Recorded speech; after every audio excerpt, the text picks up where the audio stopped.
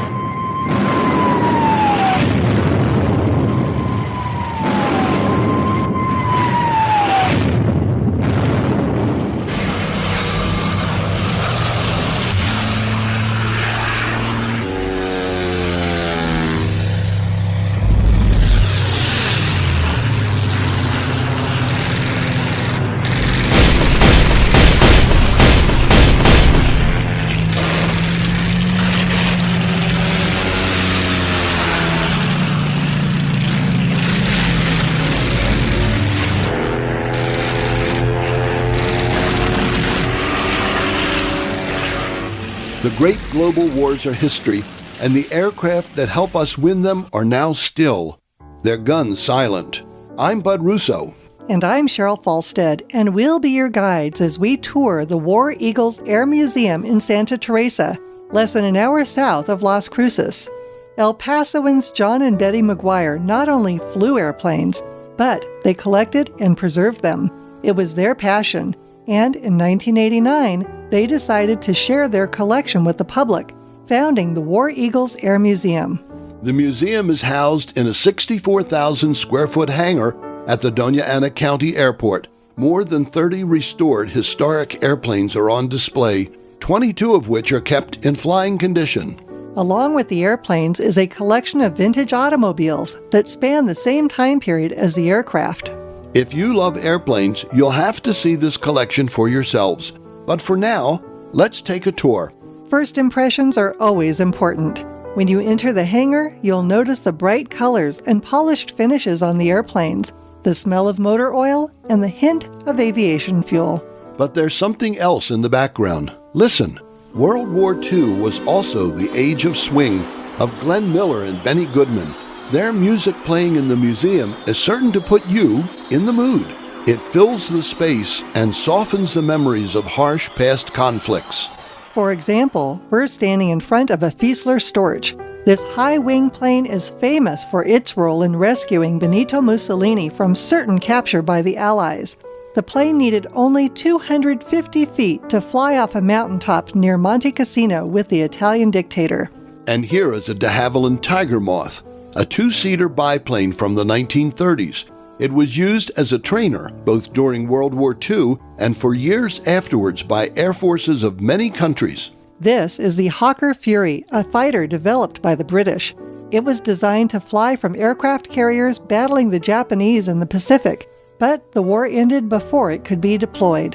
That's not the case for the next two airplanes, the P-38 Lightning and the P-51 Mustang, two of the fastest and most maneuverable U.S. fighters during the war. The P-38 was distinguished by its twin engines and twin rudders. Here at the museum, the Mustang looks fast just sitting in the hangar. You can sense the thrill of flight in this airplane, feared by enemy pilots throughout the war. In this fighter, do you recognize the sinister shark smile on the engine cowling? This is a P-40 Warhawk, made famous by Claire Chennault and his Flying Tigers, an American squadron that shot down 286 enemy aircraft in 9 months, while losing only 4 of their own planes. While the Army Air Corps was busy making a name for itself, the Navy was also fighting hard. This is a TBM Avenger, a torpedo bomber that helped the Allies win the Battle of Midway, the turning point of World War II in the Pacific. The rear gunner helped protect the low-flying airplane on its bombing run.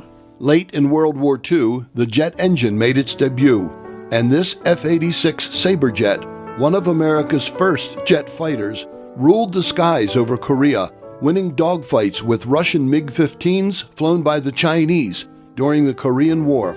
There are a number of other interesting jet aircraft in the museum, including a T-33 Shooting Star, an F-84 Thunderstreak, an A-7 Corsair, and this MiG-21. Outside is a Russian Tupolev light bomber with the names of the restoration crew written on the fuselage in the Cyrillic alphabet.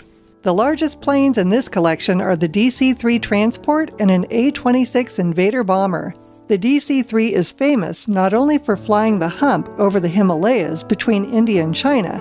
Remember, this plane did not have a pressurized heated cabin, but also because after nearly 75 years, these planes are still in use. This A-26 bomber is currently undergoing restoration. It was used extensively both in the Pacific and Europe during World War II, as well as in Korea and Vietnam.